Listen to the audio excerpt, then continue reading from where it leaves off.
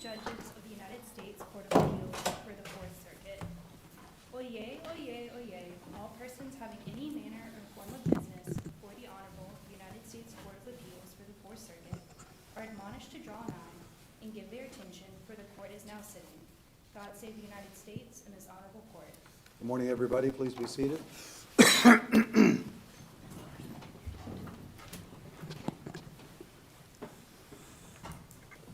Welcome to the United States Court of Appeals for the Fourth Circuit. We have three cases on for argument this morning. First up, 25-1430, Simmons versus Capital Region Health, Inc. Mr. Wolfson.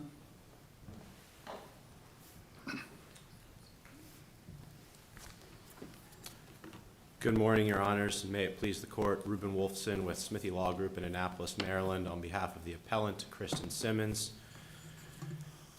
Your Honors, in 2009, Congress amended the anti-retaliation provision of the False Claims Act to protect whistleblowers who did not only engage in an act of whistleblowing in furtherance of an already existing underlying fraud upon the government on a key Tom action, but to protect whistleblowers who prevented such an action before it was perpetrated against the government, before that fraud occurred.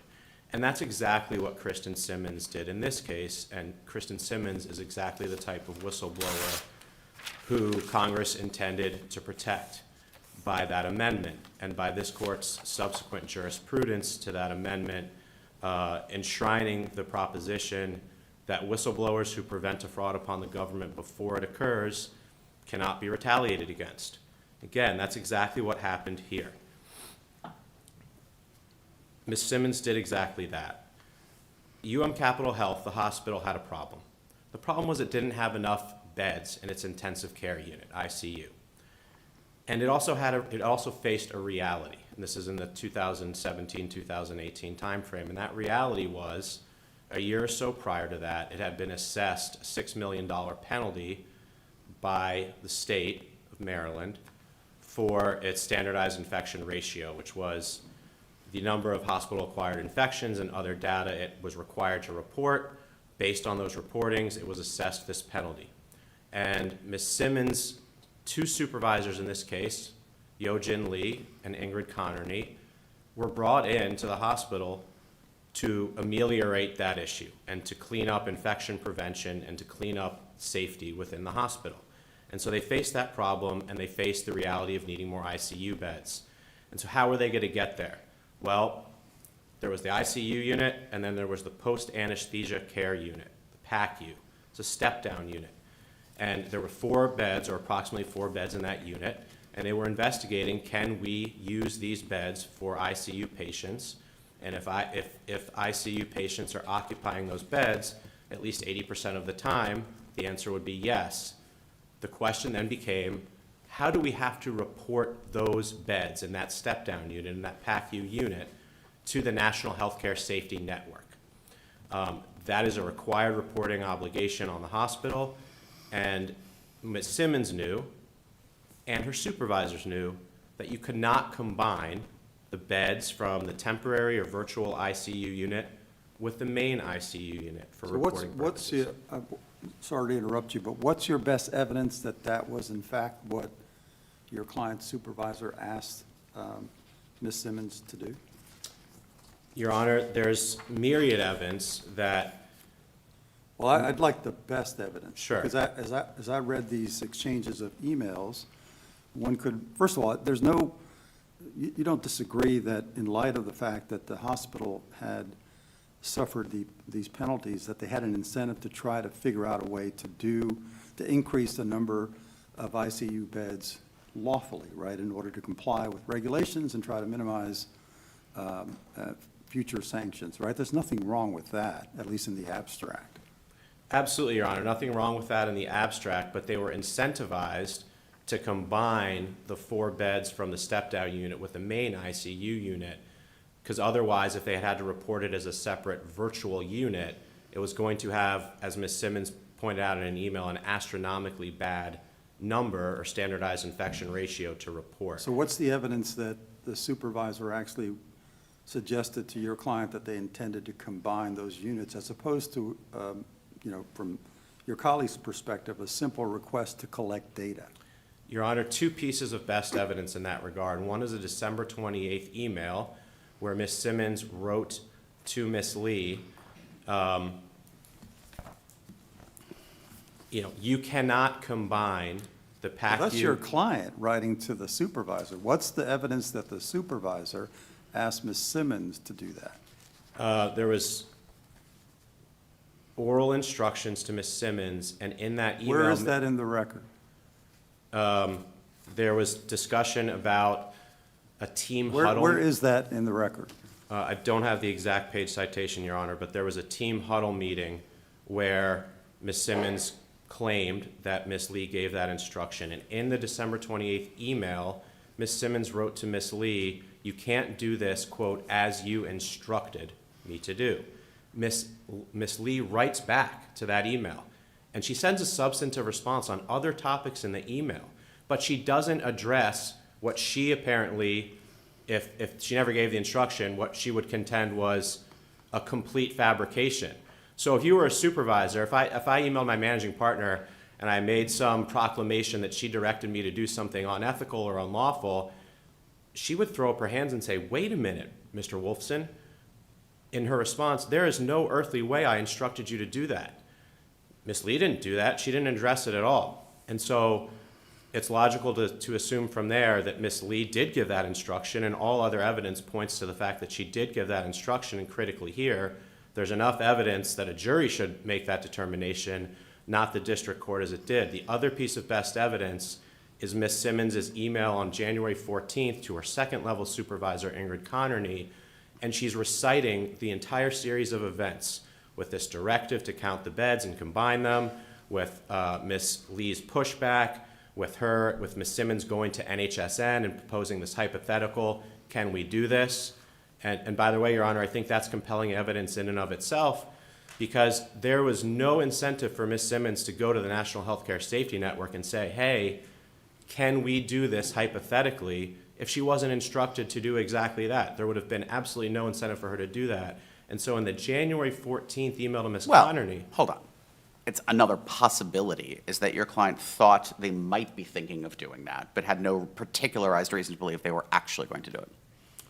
That is a possibility. It is a possibility, Your Honor, and I think it's clear that Ms. Simmons had a subjective belief that this was going to occur.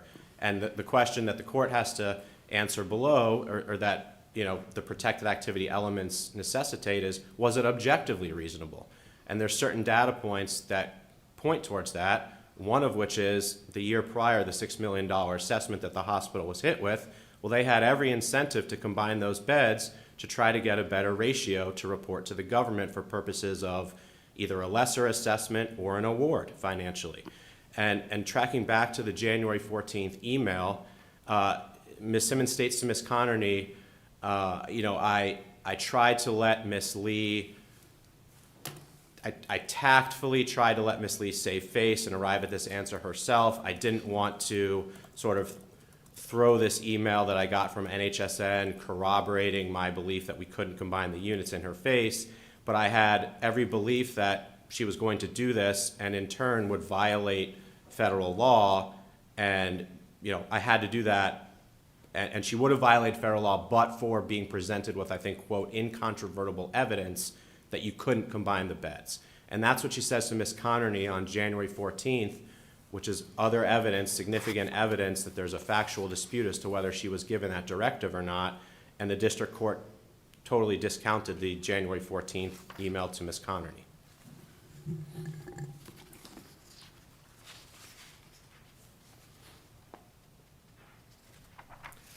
As far as the objective reasonableness of her belief, Ms. Simmons had also testified, Your Honors, that she had seen Ms. Lee lie during a mock survey with respect to data during her employment, and that is also probative of whether or not she was issued this directive to combine the beds, which would lead to, and she believed, an objectively reasonable belief, a violation of the False Claims Act.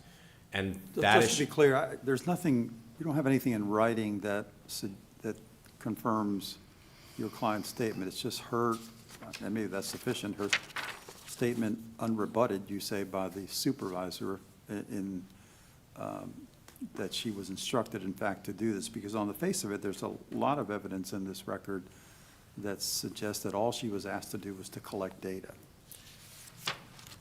Nothing written from the employer, Your Honor, but another piece of evidence that I think leads to the strong inference, and inferences at the summary judgment stage has to be drawn in favor of the non-moving party, not the moving party, is that one of the allegations that Ms. Simmons makes is that this directive from Ms. Lee was verbalized at a team huddle meeting on December 21st.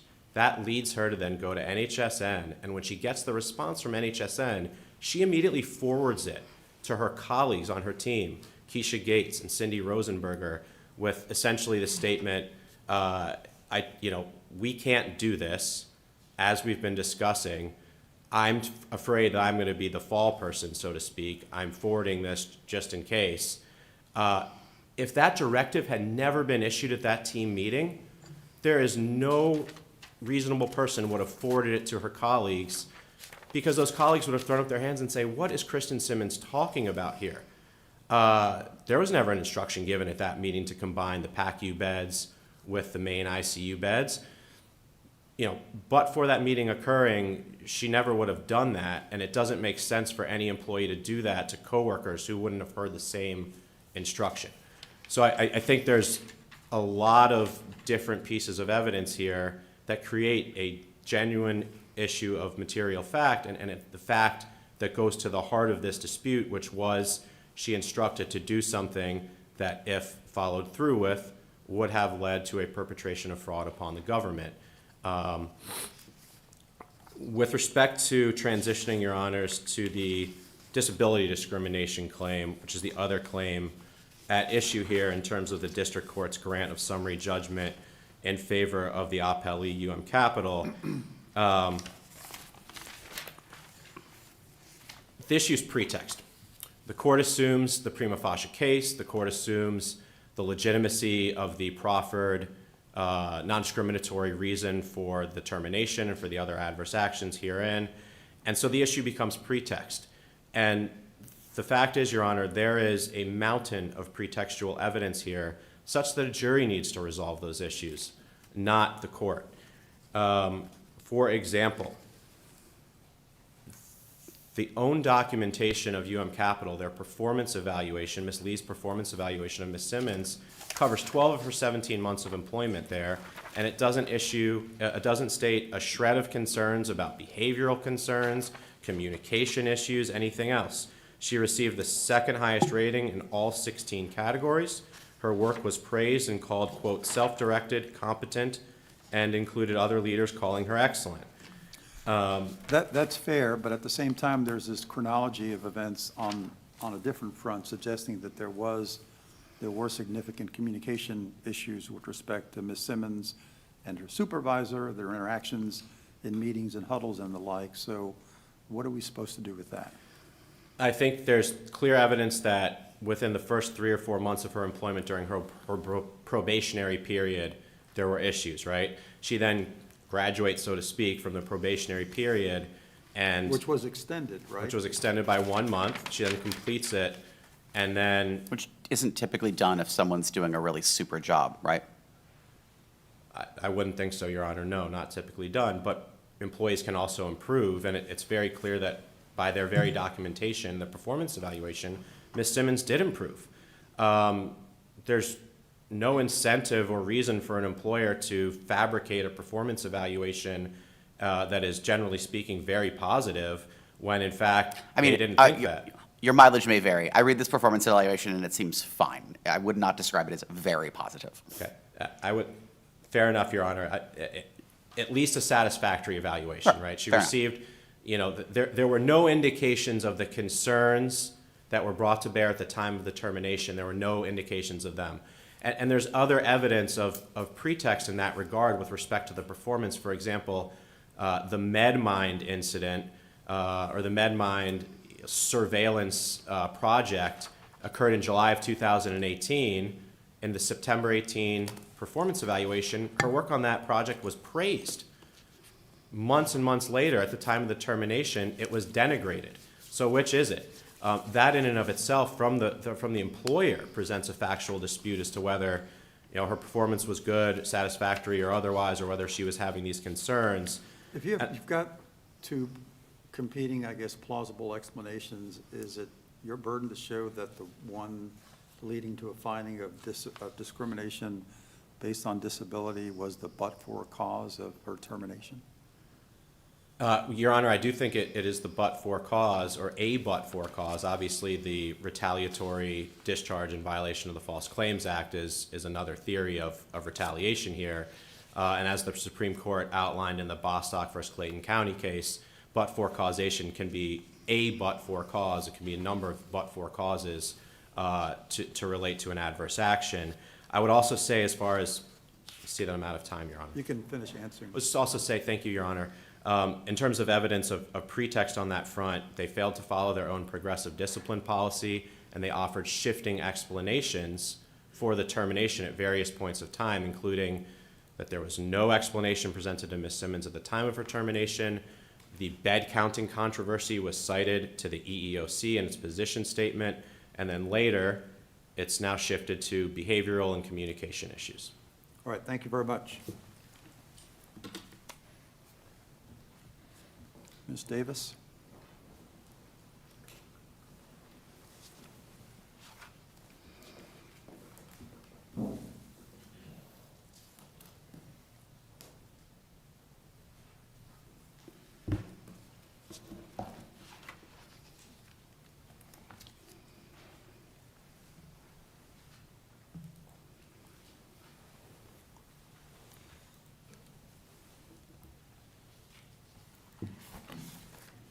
Thank you, Your Honors, and I will apologize as I start. I do have a little bit of a cold, so I may start coughing, but I have some water here, so hopefully I will be able to press through. May it please the Court, I am Allison Davis, and also with me is Morgan Kinney, representing Capital Regional Health, formerly known as Dimensions Health Corporation. I wanted to start in responding to Mr. Wolford's arguments regarding the fact that Ms. Simmons engaged in protected activity under the Federal False Claims Act and the Maryland False Claims Act. As Judge Diaz has pointed out by his questioning, there is little evidence in the record that shows that Ms. Simmons was ever instructed to engage in any activity that would have violated any of appellee's obligations for making reports about, about usage of beds. What about the December 28th and January 14th emails? What happened here are Ms. Simmons drafting emails because she understood that she did not want to ultimately go through the exercise that her supervisor had instructed her to do. I'm now going to quote directly from JA 442, where Simmons' email says that Lee, that's Simmons' boss, right? Simmons says that Lee, quote, continued to express that Lee's intention is to simply add the PACU numbers into another unit. The email says that, right? The email says that. There are emails also where Ms. Simmons says that these instructions were given at team huddles. Great. And at summary judgment, don't we have to assume that that actually happened? You do not have to rely solely on testimony from Ms. Simmons or documents that she created. Great. You've just identified my biggest concern with the district court's decision, where the district court says exactly that. And with all due respect, that gets summary judgment exactly wrong. If the plaintiff testifies that something happened at summary judgment, you have to assume that thing happened. Not if there are other witnesses who Not true. That is not how summary judgment works. Summary judgment does not say 3 people say X didn't happen, 1 person said it did. I, the district court, in adjudicating a summary judgment motion, decide which of them I believe. But you also have to look at the entire record. No, that's not true. I mean, I know this because I wrote a published opinion last year saying this exact thing. That's not, you don't look at the whole record in resolving summary judgment. You view the evidence in the light most favorable to the non-moving party, and you assume that everything they've entered competent evidence of is true, and that anything that's inconsistent with that, the fact finder would reject. That's how summary judgment works. You look at here where Ms. Lee gave her an instruction to count beds. Right. Right? And then you go through the exchanges between Ms. Lee and Ms. Simmons. Right. Which show that Ms. Lee consistently says that I just need you to collect data. Except that the plaintiff says that Lee said something else, and for summary judgment, you have to assume the plaintiff is telling the truth when she says that. So if we assume that Ms. Simmons is telling the truth, that she was instructed to combine beds, there is still an element that is missing. Simmons does not just say that. She says in that email that Lee had said that Lee intends to combine the information, right? Correct. Okay, I'm sorry, go ahead. I'm assuming what she said is true. Okay. But what is missing from the record is any evidence that there was ever any data to be submitted to NHSN. Ms. Simmons had not completed the exercise of collecting the data. So there was nothing for Ms. Lee to submit to NHSN. So even if you assume what's true, that she was instructed, Right. it's all speculative as to what the data would have shown. So let me give you a hypo then, that I think that seems to get to this. So I manage a tax accounting firm, say, and I tell my employee that I want her to collect certain data about our firm because I want to do X with it. And X is something that one could reasonably believe would be tax fraud. Would it be objectively reasonable for the employee to believe that I'm about to commit tax fraud? Not under the circumstances where the employee does not have the information as yet that would show. The employee doesn't want to collect the information because they perceive their supervisor has just said that they're going to use this information to commit tax fraud. So we have a disagreement between a direct report and a supervisor as to the completion of a task, which is speculative on the part of the employee. It's not speculative. It's not speculative if there's evidence in the record that the employer told the employee what they intend to do with the information. But you don't have the information. What information are they going to use? You need to know what that information is in order to reach the conclusion that the supervisor is directing them to engage in tax fraud. Similarly here with Ms. Simmons, she was told to collect data. And in her mind, without going through the exercise, she decided that the way in which the options that Ms. Lee was looking at for reporting the beds was incorrect. But we will never know whether or not she had a sound basis for that because she never had the data. No data was presented to her colleagues. No data was presented to Ms. Connery. No data was presented to Ms. Lee. We just have that Ms. Simmons is given the instruction to go count beds which had not been analyzed at all. They were not being reported, so nobody knew what the usage was. Is that a preliminary question here?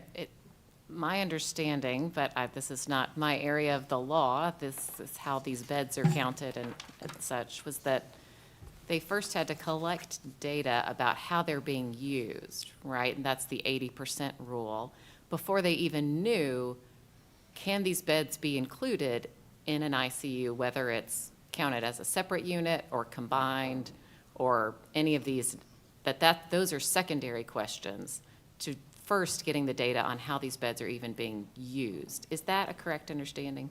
That is correct, because depending on how it's used, determines whether or not the hospital in fact needed to report them, and if they were going to report them, how to report. Then how to do it, right? So the how to do it is down the road.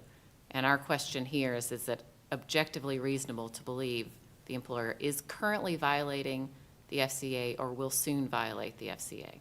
Based on the information that is possessed at the time that the employee engages in what they describe as protected activity. Thanks.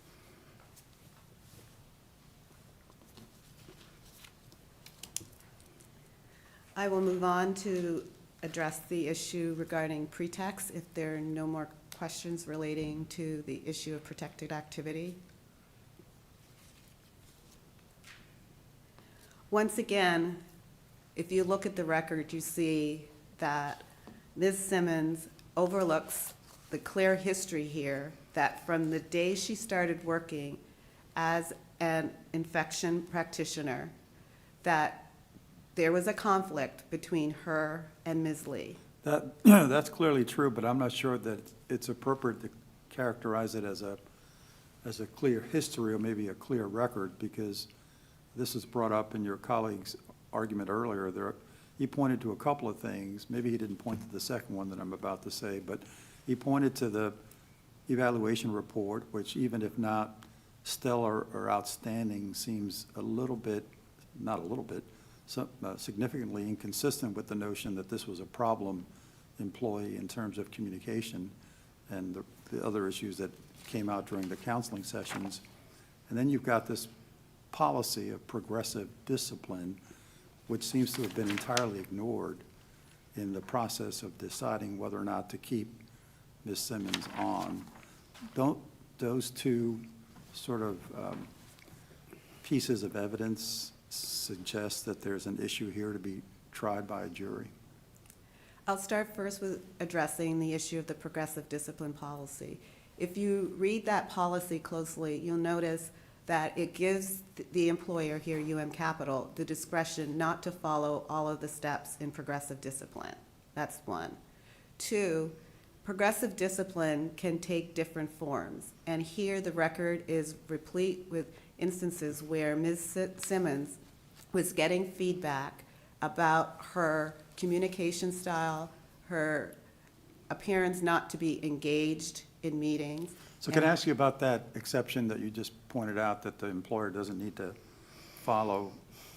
I mean, it's fair to say that it's discretionary, but it does seem to suggest some limits in terms of exercising discretion. It suggests that if you're not going to follow it, it should generally be for serious violations or misconduct. And, you know, communications issues, I suppose, can debilitate an organization and amount to serious misconduct, but it doesn't seem like it, at least initially, that it warranted that kind of a result in the end.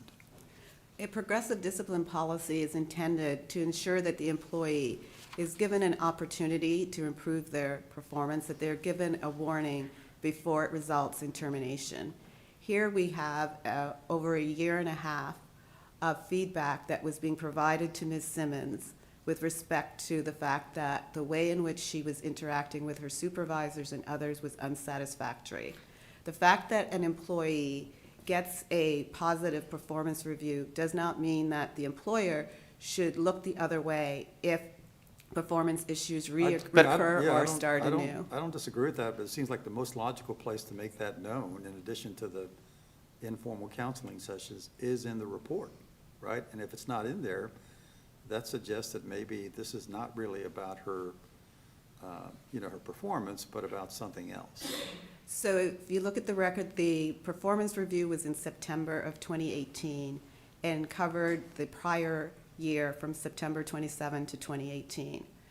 We now have the period from September 2018 after that performance review. But according to your current account, she was in fact having communication problems during the time covered by this performance review, right? She was continuing to have issues. So why is that mentioned literally nowhere in the performance review? And that is an issue that frequently. It's a bad fact for you, isn't it? It's a bad, but it is not unusual for supervisors to be reluctant to address. Okay, but I mean, we have a published opinion. You're familiar with it, right? It's a published opinion in Cowgo versus First Data that says the natural inference is that if an employer has serious concerns about an employee's performance, that would be in their performance review, and that if it's not in their performance review, that, all other things being equal, supports a finding of pretext because it suggests the employer isn't really doing this for the reason they're now claiming. We seem to have like a directly on point case that says this is a really big problem for you. But you also have the timing of the performance review and how close it comes in time to when the decision to terminate. No, but all we're trying to do right now is try to figure out why the decision to terminate was made. She makes a prima facie case. You agree with that. You offer a facially legitimate, non-discriminatory reason. We all agree with that. So now the only question is whether the reason you gave is pretext. And the problem is the reason you gave doesn't explain why this isn't mentioned in the performance evaluation, because according to the reason that you're currently giving, the problems that you say led to her termination were very much going on at the time of this evaluation. And the fact that it's not in the evaluation, on balance, tends to support a conclusion, by a jury perhaps, that the reason your client is giving right now is not the real reason. That's the only reason we care about any of this from a Title VII perspective, or an ADA perspective, right? Correct, but also, as I've stated before, the performance issues, yes, they went on throughout the history of Ms. Simmons working there. And yes, as you know, this particular annual performance review does not note it. However, it is clear from the record that her managers continued to hold her accountable for complying with the obligation to be able to be respectful to both her manager. What do I do with the fact that the district court seemed to completely ignore the fact that the plaintiff testified? So let's take the first comment about her face and just put that aside because of the argument that the person who made it at the time had no basis of knowing she had a disability. But according to the plaintiff, there were continued comments about her facial expressions after people were put on notice that she had a disability. And when I read the district court's opinion, I see no acknowledgement of the fact that the plaintiff testified to that. What do I do with that? You have to look at the other evidence that the court did consider. No. And- Again, I'm going to come back to, you don't get to ignore the plaintiff's evidence because you find the other evidence more persuasive at summary judgment. I don't believe that the district court ignored. Where does the judge, the judge literally, he said, the district judge says the only evidence of these comments are notes, and then the court analyzes the notes and concludes on balance they don't help her. The court literally does not mention the fact that the plaintiff testified that after she had told people she had a disability, people kept making comments about her face.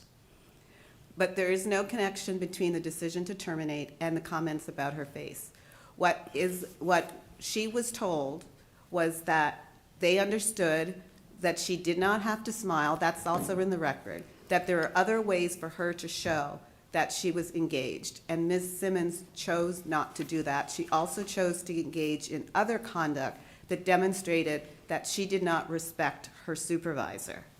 And there's also in the record evidence that She continued to demonstrate that look, disrespecting your supervisor is a really good reason to discipline and terminate someone. It's also the kind of thing I would expect to show up in a performance evaluation. Is there contemporaneous documentation of all of these problems beyond the once-a-year performance review? There are emails and notes in the files of where either her immediate supervisor and/or Ms. Connery, the next level supervisor, are talking to Human Resources about the issues. There are also email communications between Ms. Lee and Ms. Simmons about ongoing issues. So this is not a situation where, we have a performance evaluation and then we have competing, after-the-fact testimony about, well, we didn't put it in the performance review, but really she was a problem employee from day one. That might be a different case, and those are cases we've had in the past. But here, we have documentation from day one in the record of these negative evaluations, whether they're not the one annual, right? But that there are problems with her communication and rudeness and insubordination, and that she's made aware, that HR's made aware that this is documented by the ongoing issues of communication and disrespect. However, it covers the time period where there's clear documentary evidence that she was given feedback about the fact that her behavior was unsatisfactory. It is during that same time period that her initial probationary period was extended for this very reason. So the fact that there's no mention in the annual review of these ongoing issues does not mean that it did not exist, because we know that it was raised. And we know that it was during that time period. Question is, why didn't the supervisor remind Ms. Simmons that her initial probationary period had to be extended because of issues of disrespect and communication? And at the time, we need testimony from Ms. Lee regarding what her thought process was. We can't speculate about that. But the one thing that we do know is during that time period, there were issues and they were addressed.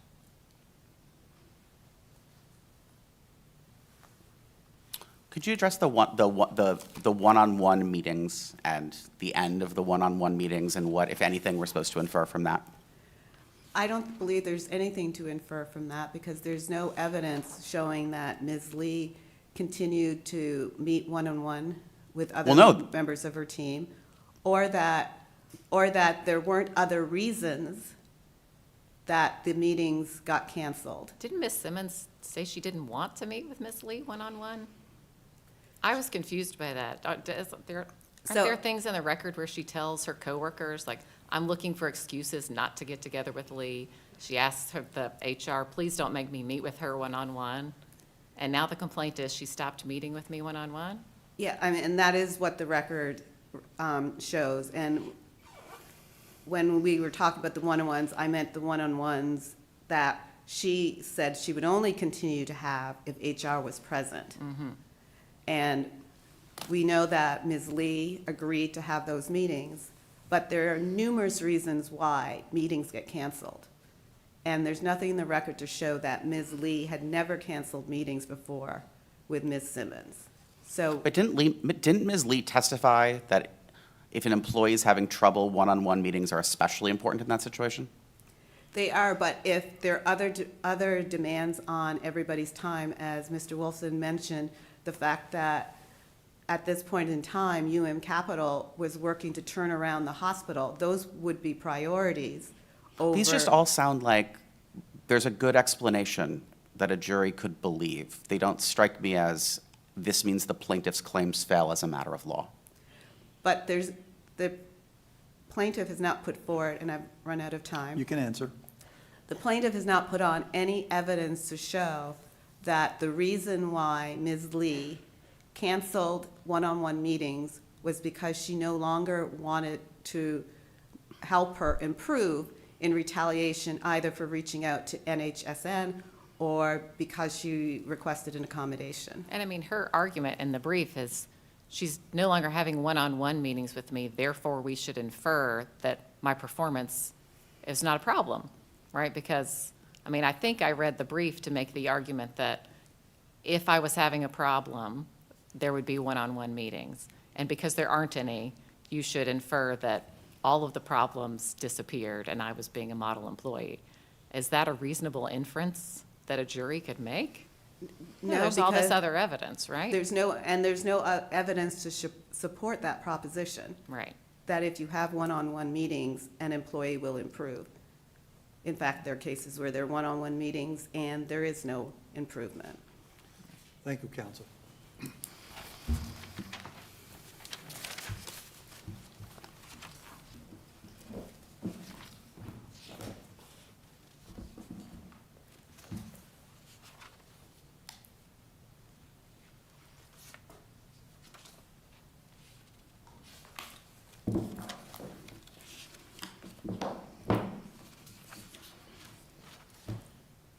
May it please the court. I'd like to start with the discussion that Ms. Davis engaged in with the bench regarding the disability discrimination and the evidence of pretext. And I want to address just briefly the progressive discipline policy first, which was one of our arguments that the hospital failed to follow its own progressive discipline policy with respect to terminating Ms. Simmons. As such, that is one indicator for pretext. There is an exception. You don't always have to follow the progressive discipline policy. That exception is if the employee engaged in severe misconduct. That's not even been alleged against Ms. Simmons here. So there was no reason for the hospital not to follow its own policy. With respect to the performance Can I ask you about evaluation. that? So one of the examples in that policy handbook of severe misconduct is disrespect, right, to superiors and subordinates. And isn't that what the complaint was all about with respect to your client? And Your Honor, agreed, but I think that's a jury question to determine whether it was severe or not, right? Whether they ignored this policy or not, whether it was pretextual or whether it was legitimate. And with respect to the one-on-one coaching meetings. Is there any evidence in the record about how other employees were treated under the progressive disciplinary policy? Like, are other employees who were rude and insubordinate, still subject to that policy? Not specific to that issue, Your Honor. No, nothing in the record on that front. With respect to the one-on-one meetings, Ms. Lee did testify in her deposition that one-on-one meetings are especially important for employees that need coaching. And the facts demonstrate that the reason HR was present in those one-on-one meetings was not just because Ms. Simmons asked, because it was a reasonable accommodation that she asked for and was granted. And so in November 2018, a couple months prior to the termination, those meetings stopped, which I think is an indicator of discrimination in and of itself. If you've got a problem employee, as you contend, who needs coaching, why would you Sorry, stop? can I go back? When you say reasonable accommodation, do you mean like within the magic words of the ADA reasonable accommodation? Yes, that was one of the. How is having a third person present at a meeting a reasonable accommodation under the ADA?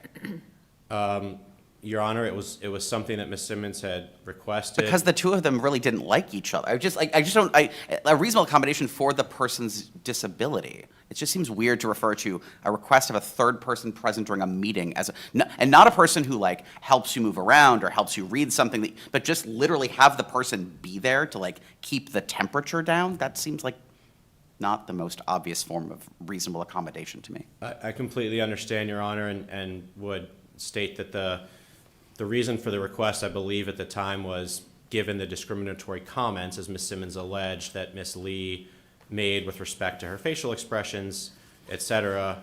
That was the impetus for the request. It was approved, and that's why HR was present. I just wanted to note that. But I think it speaks to the fact that their contention just. What is the evidence about the comments, other than someone made a comment before they knew about her disability? What's the other evidence? The evidence, Your Honor, for the comments, the discriminatory comments, was Ms. Simmons' testimony, the fact that Ms. Simmons complained to H. Yeah, what exactly did she say? I thought she had said, they criticized me and, kept criticizing, and it kept happening. But I didn't see anything saying, like, on this date someone said X, on this other date someone said Y. Is there something specific in the record other than that one comment? I don't think, I didn't mean to cut you off, Your Honor. No. I don't think so subsequent to the meetings with HR where the complaint was raised. So once she revealed her disability, there's no evidence in the record of specific comments? Not to my recollection, Your Honor. And I would just note that the coaching reflects, if you've got a problem employee and you've testified on the record that coaching problem employees in one-on-one meetings is critical, and then you cease those meetings, it's indicative of pretext. There's also disparate treatment as to the pretext argument, right? There's this contention that after protected activity on the disability discrimination front, Ms. Lee started carrying a notebook around with Ms. Simmons' name on the cover, and there's no evidence in the record that she carried such notebooks with respect to the comparators. There's evidence in the record. Is there evidence she did not carry a notebook with respect to the comparators? No, Your Honor, but I would note that Isn't that kind of what we need? Well, at this stage, all reasonable inferences must be drawn in favor of the non-moving party. Yeah, but we don't make up evidence, right? You need evidence, it's not that they didn't put forward evidence of all these other things. You need evidence that supports your claim. That's correct, Your Honor. I realize I'm out of time. May I just close briefly? Briefly. Thank you, Your Honor. In correctly applying the standards of Rule 56 here, and based on this court's subsequent jurisprudence to the 2009 amendment to the False Claims Act, it's clear that Ms. Simmons had an objectively reasonable belief that her employer was instructing her to submit data, collect data and submit it for a fraudulent purpose. She acted to stop that violation before it could occur. And with both respect to that claim as well as the disability discrimination claim, there's enough here that this should not have been resolved by the district court on summary judgment. This case needs to be tried before a jury. Thank you. Thank you, sir. We'll come down. We're going to take a chance with you, Ms. Davis, and come down and greet you. Hopefully you won't knock us all out of commission. And then move on to our second case.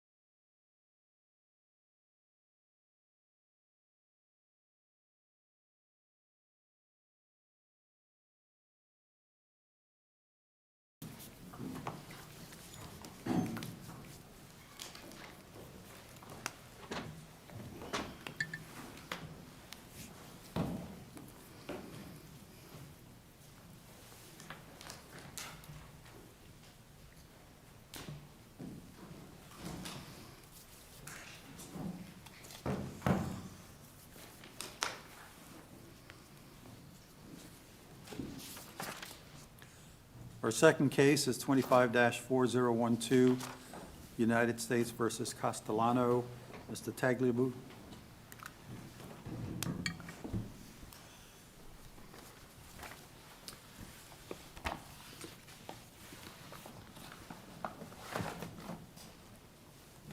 Good morning, Your Honors, and may it please the Court. Michael Tagliabue on behalf of the appellant, Joseph Castellano. Just a few years ago, the same parties extensively litigated a supervised release condition that imposed a lifetime pornography ban. And in 2023, this court held that the government failed to provide sufficient individualized evidence to support the condition.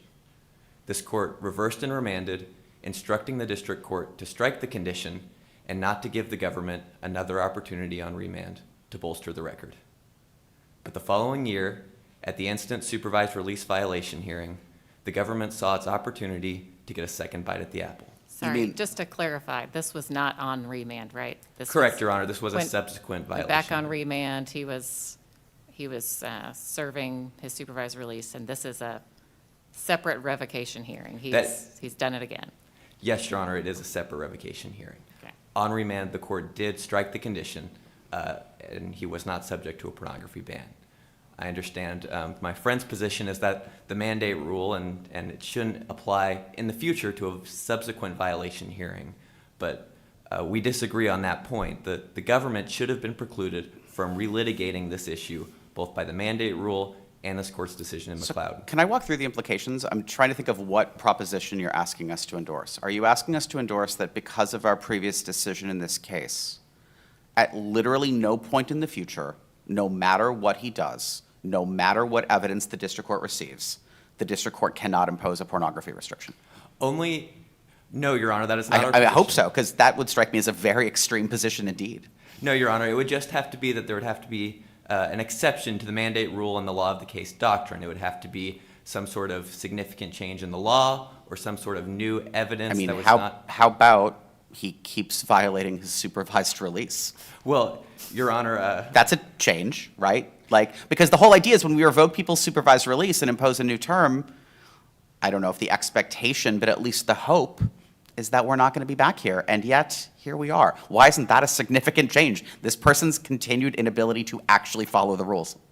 Your Honor, I think for a couple reasons. First, as far as the mandate rule and the law of the case, I think this court has made clear in cases like Aramoni and Doe versus Chow that the exceptions are very limited. But the law of the case doctrine is that based on the evidence that was before the district court the previous time, you can't impose this condition. But there was at least two differences between that time and this time. One, he violated his supervised release again. And two, the government presented more and different evidence. So there are already two substantial. So I understand. I mean, I think our previous decision makes very clear, based on the facts and record that it existed at that moment, you cannot impose this condition. But there's at least two very big changes since now and then. So it doesn't seem to me like our previous holding covers the situation. Well, Your Honor, I think it still would, and I think it goes to the language that this court used in Castellano 1. It wasn't just striking the condition, but it was the instruction that the government should not have another opportunity. Right, because at the hearing, they don't get to have a do-over from the hearing that they failed to present the evidence at. That doesn't mean that if the defendant violates it again and we have another hearing, they don't get to present new evidence. That is correct, Your Honor, but I think just general the principles of the mandate rule, as this court explained in Doe versus Chow, show why it's still appropriate to consider or to keep the mandate in place to say that it still governs in the future. It does govern. What governs is, based on those facts and evidence, the district court can't impose this condition.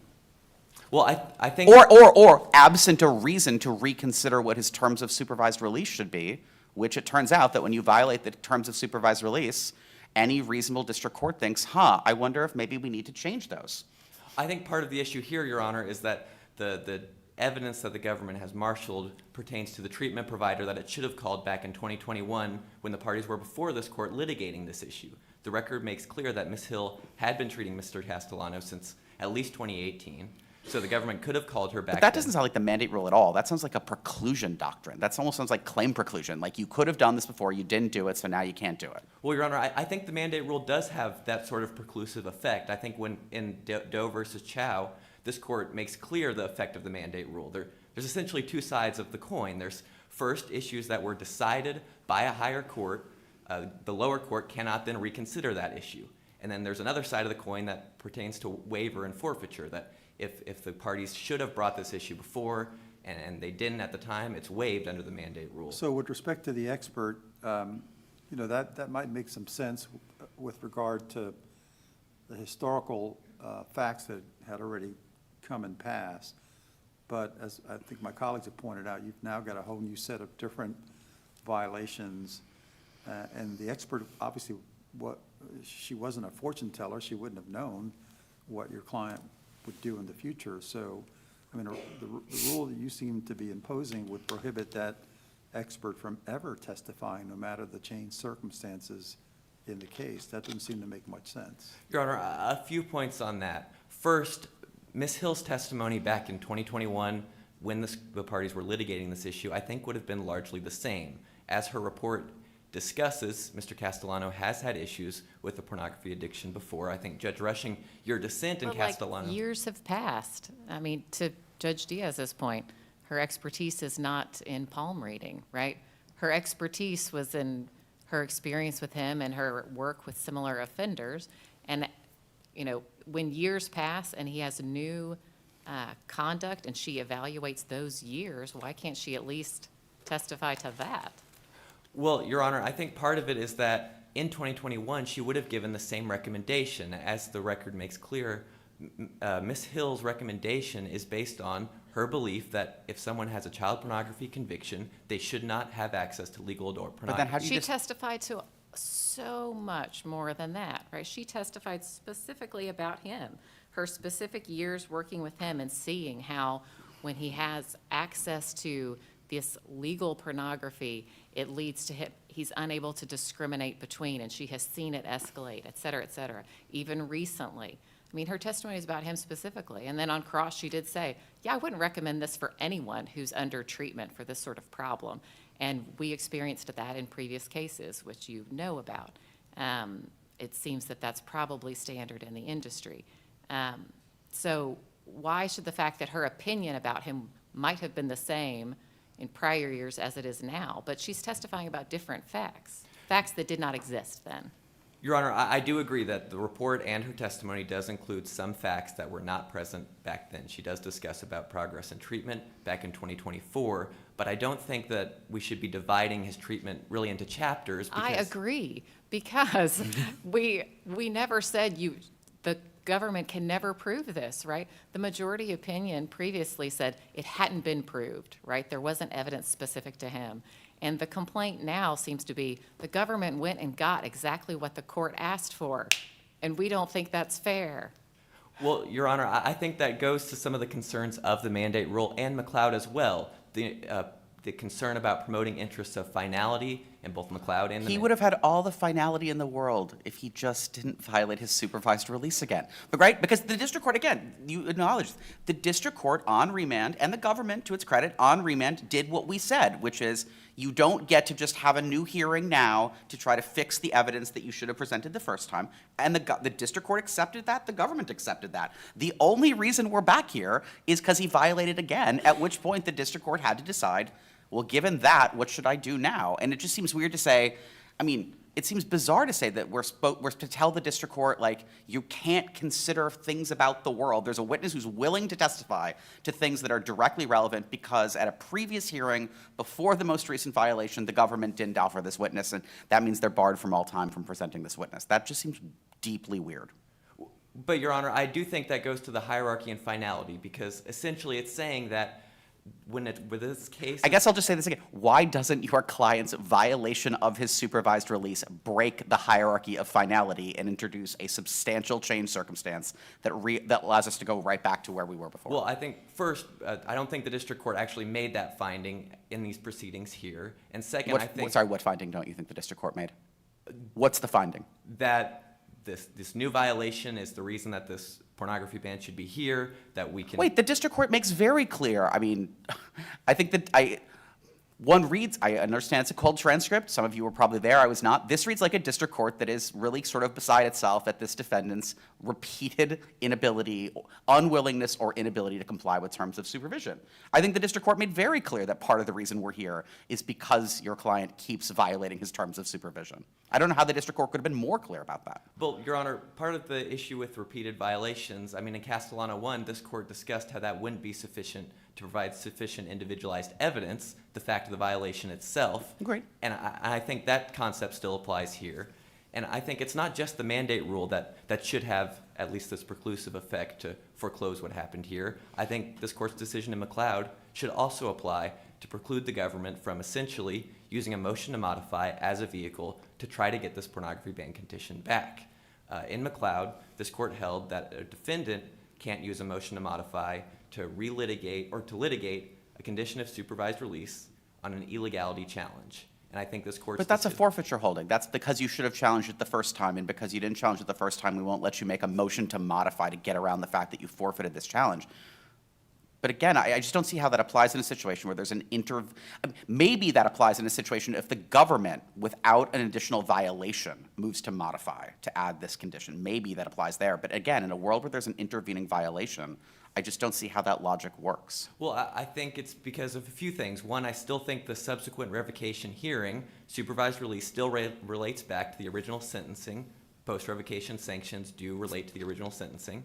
And I think the issue that the government couldn't move to modify the day after the district court originally resentenced Mr. Castellano back in 2024, if the government couldn't have moved to modify then to try to call Ms. Hill to provide this evidence, I don't think that simply the fact that Mr. Castellano violated in the future should allow the government to then have free rein to bring a motion to modify. I don't think that would allow a defendant, in other words, if he violates in the future, to come back after that violation hearing with a motion to modify to then challenge some sort of supervised release condition that defendant should have challenged previously at his original sentencing. So our position would just be that the McLeod bar on motions to modify should apply to both adversarial parties, the defendant and the government equally, that if there should have been some challenge to a supervised release condition brought previously and it wasn't, we can't relitigate that. Here for the government, it would be if the government could have had a condition of supervised release previously and then the government tries to belatedly get that condition back, then the government shouldn't be allowed to. That's our position as far as McLeod. I do think that McLeod and the mandate rule should have the preclusive effect to prevent what happened here. Can I ask you, obviously as a lawyer for Mr. Castellano, you're doing a great job advocating for his interests, at least with respect to the legal positions in this case. But this is related to Judge Hyten's questions about what a judge is supposed to do. If you take this particular ability to impose a condition from the judge's toolbox, he's left with one less thing to do in order to try to rehabilitate this defendant and get him back on track, which would seem in the long run to be detrimental to a defendant's interest, don't you think? Well, Your Honor, I think I would disagree with the framing slightly because when Mr. Castellano is in treatment with Ms. Hill can still talk to him and make recommendations about what's healthy for him at the time, and they can resolve that through treatment. They can even talk about his issues with pornography. But when the district court comes in and the district court's task is to impose conditions of supervised release that have legal consequences, that the district court has duties. It can't be a condition that's a greater deprivation of liberty than reasonably necessary, and that if a defendant violates that condition, that can result in going back to prison. I think that's the concern, is even if this could be something that could be resolved in treatment, it doesn't need the district court to come in, step in at a supervised release condition that can then lead to revocation sanctions and imprisonment down the line. So I think if the court is concerned about Mr. Castellano getting better in the future, our position is just that should be left to his treatment provider and that the district court didn't need to step in to then add this condition, which would then result in prior revocations or future revocations if he were to violate it. To go back to the mandate rule, I think there's been a lot of concern about whether this mandate or the court's prior mandate should still govern in the future. I do think it does, and I think that part of this court's decision in Doe versus Chow is instructive when it talks about the two sides of the coin, and it's that essentially that once a higher court has conclusively established an issue, that issue then doesn't go back to the lower court on remand. I think essentially our position with the mandate rule is that this court's prior 2023 decision decided the issue about the pornography ban and whether the government should have another opportunity to provide evidence. It said no to both of those questions, and so then on remand, those issues didn't go back to the court to then be decided. And I don't think Ms. Hill's testimony should constitute a limited exception to the mandate rule or McLeod, because she has been treating him for this many years, and I think this court clearly contemplated that on remand, the government could have, I see that I'm out of time. All right, thank Third. you. You've got some time left for rebuttal, Mr. Tagliabue. Thank you.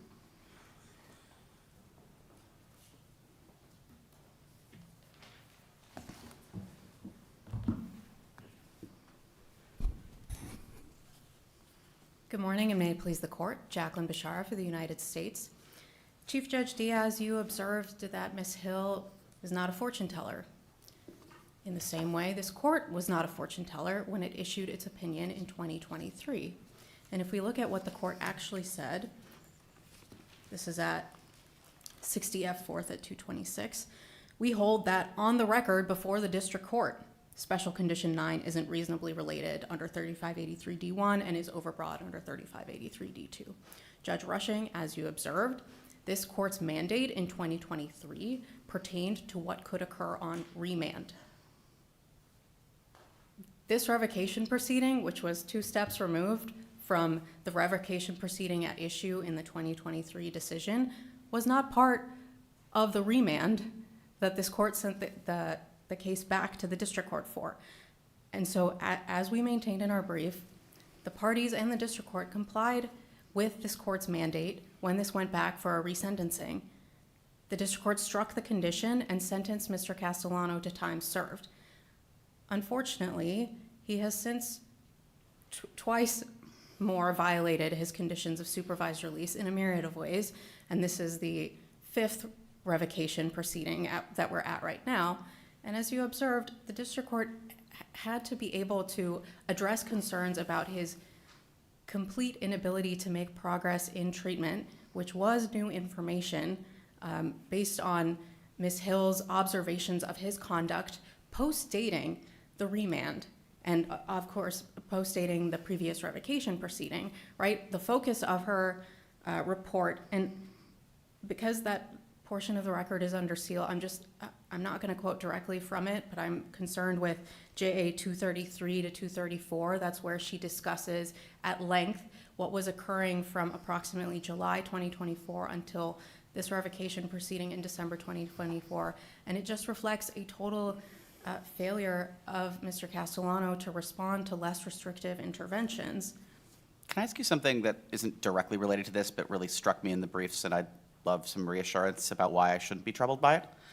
Can you explain why in August 2024, his probation officer asked him to agree to new conditions of supervised release about legal pornography access and waive his right to counsel? That was really striking to me, and I will be candid. If true, deeply troubling to me. Could you tell me what you've been able to determine about that?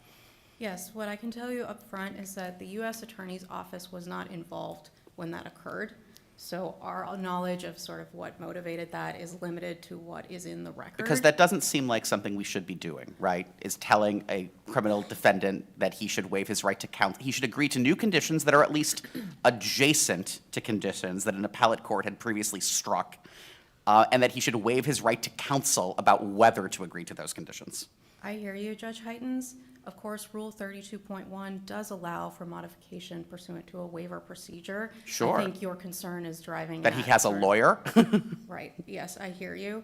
Of course, the defendant is not contesting any aspect of that, although he did contest it in the district court, right? Right. So he has now waived any challenge to that modification procedure or that sort of intermediate condition that was imposed pursuant to the waiver. Because the mandate rule is just as binding on the probation officer as the district court, right?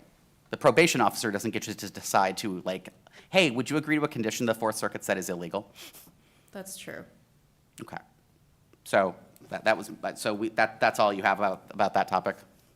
Yes. Is there any indication that this is a routine practice of this probation office? That's certainly not in the record. I don't have any information to that effect. Okay. And I don't think the defendant has made that argument that this is sort of some kind of pattern or practice of this probation office. Sure.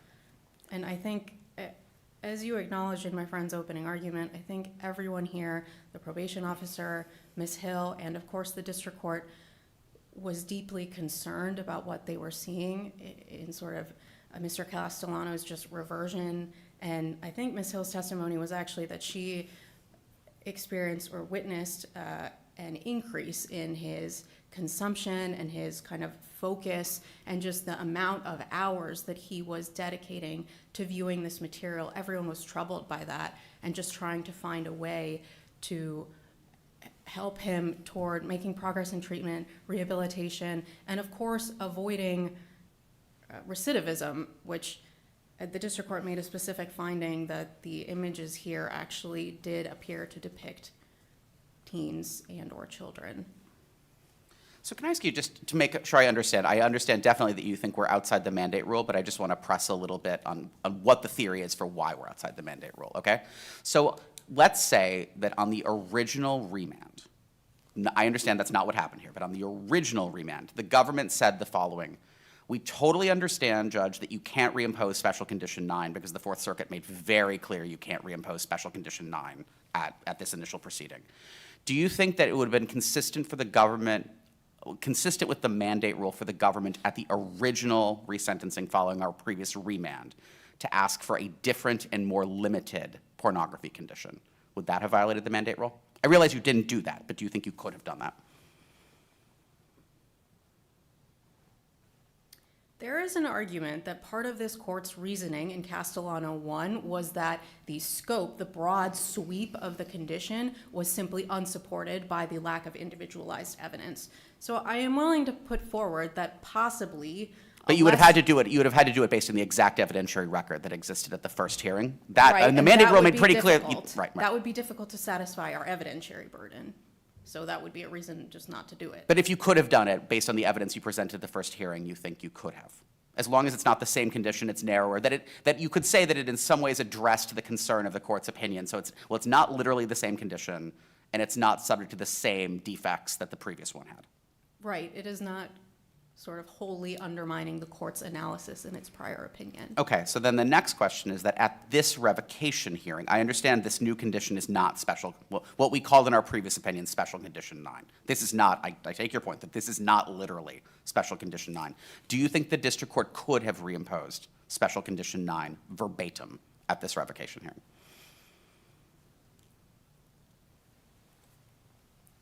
So yes, I think this goes to my conception of sort of like what is the mandate and when does the mandate apply. And our top line position is that the mandate dictates what can occur on remand. And this was not on remand. This was a separate 2 steps removed from the remand resentencing proceeding. So now let's go 1 step removed. It's not revocation. It's just 6 months later the government moves to modify, to reimpose Special Condition 9. Because, I mean, what makes this sort of tricky, what makes the mandate rule sort of hard in this context is this idea that these are like roving, forward-looking conditions, right? Yeah. So yeah, let's take the middle ground. The middle ground is the district court doesn't do it on remand, but he also doesn't violate his supervised release. So maybe around the time this probation officer asked him to do something without a lawyer, instead the government had gone to court and said, motion to modify, to reimpose Special Condition 9. Okay, and now we're focused on And there's the no mandate violation. rule? He's not violated his supervised release. And we're focused on the mandate rule as opposed to McLeod? Or 'Cause I think there is the mandate some rule or distinction. well, either. I guess in terms of, you said top line. My top line question is, do you think you could have done that? I'm more interested in whether you think you could have done that, regardless. And if the answer is because you can't because of McLeod or the mandate, do you think you could have done that? So, again, I'm not sure that falls within the letter of the court's mandate, but I think the Starts to get extent we really consider inconsistent. the spirit of the court's mandate, that would be more difficult. So So in other words, the violation is doing a lot of work. it is doing a lot of work. However, I think it's important to tease out there are several distinctions between the application and exceptions to the mandate rule and the function of McLeod and its exceptions. And so I think that well, okay, so if we don't have the new violations, but let's say we have the same pattern of just like complete failure to respond to treatment, that sounds like new factual circumstances that might satisfy an exception to McLeod, assuming that McLeod governs in this posture. I'm not sure that would, well, like I said, I think that would probably violate the spirit of the court's mandate. And it's difficult to argue, well, I guess we could debate, is that alone significant new evidence? Well, haven't we frequently described the mandate as the trial court is not merely required to not do the things we said don't do, and not merely required to do the things we expressly said to do. I mean, you said the spirit. I mean, I'm thinking of cases about the mandate rule that literally say the trial court's obligation is not literally only to, it's not a game, you know, it's not the way that anyone who's interacted with like children in elementary school who respond, well, I didn't literally do the precise thing you told me not to do. And then virtually every person who's ever supervised anyone would say, but surely you didn't think this was consistent with what I told you to do, right? Right. And that we've described the mandate rule that way sometimes. It's not just enough to say, don't literally violate what you're instructed to do. It's that you have to try faithfully to implement what we said to do. Yes, Your Honor. And I would just add, my friend suggested that maybe this does implicate something like waiver or forfeiture, but I don't think anyone after the 2021 revocation proceeding was asserting that regardless of what happens in the future, he can never be subject to this type of restriction. And so that was not actually decided by this court's prior opinion. Again, this court's prior opinion was focused on the evidence that was actually in the record at the time. So with respect to that evidence, and I think you were talking early on or beginning to talk about Ms. Hill, and Judge Rushing makes the good point in questions to your colleague about how expansive she was in explaining why the condition that was not appropriate during the earlier proceeding because of a lack of explanation was now appropriate because the defendant seemed to be spiraling and all the reasons that she explained. But I am still a little bit concerned about the fact that all of that really didn't seem to matter because in the end she was pretty adamant that in all instances this was a recommendation that she would impose no matter the circumstances. So I mean, how do we square that? I think that is controlled by this court's case in Van Donk, where Well, the treatment provider. I guess I need to be bound by that. But, okay, tell me why Van Donk. Yes, so in well, Van Van Donk- Donk was factually different though, because the expert there at least suggested that she might be open to modifications as treatment evolved, no? I would submit that we have similar testimony from Ms. Hill What did here. she say here? Yes, so Ms. Hill, like the treatment provider in Van Donk, said that she initially bans all new patients from having access to legal pornography. This is at, let me see, JA 137, and then again at JA 139, the quote is, when they first come into our treatment, this restriction is imposed. And then they determine on, quote, a case-by-case basis. And in that instance, what she described is basically if someone is able to view, for example, a movie that contains sexual content, and they watch it once just for the purpose of watching the movie, and they've exhibited that they don't have a problem, then it's fine, were her words. And on the next page at 138, she says, we do grant that. The distinction that I think she's making here is that when you have someone who is compulsively rewatching the same scene over and over and over again, that demonstrates an inability to regulate their consumption of this material. And that was really the crux of her explanation as to why this condition was necessary in order for the defendant to make some progress toward treatment here. And also, if you look at her actual request to the district court, and again, this is in the sealed volume at JA 234, she posited that the court could impose this condition basically until the defendant has demonstrated some ability to regulate his consumption. So this is not a forever ban, although, again, in Van Donk, the treatment provider in that case testified, yeah, if it was up to her, every patient that she has who's there for sex offender treatment would never have access to child pornography, or I'm sorry, to any pornography for the rest of their lives. So I don't really think that there's any good way to distinguish Van Donk here.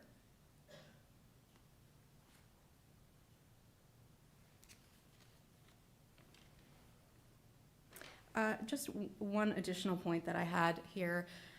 My friend in the reply and today has repeatedly stated that it's in the record, or the record demonstrates that Hill would have provided the same recommendation in 2021 that she did in 2024.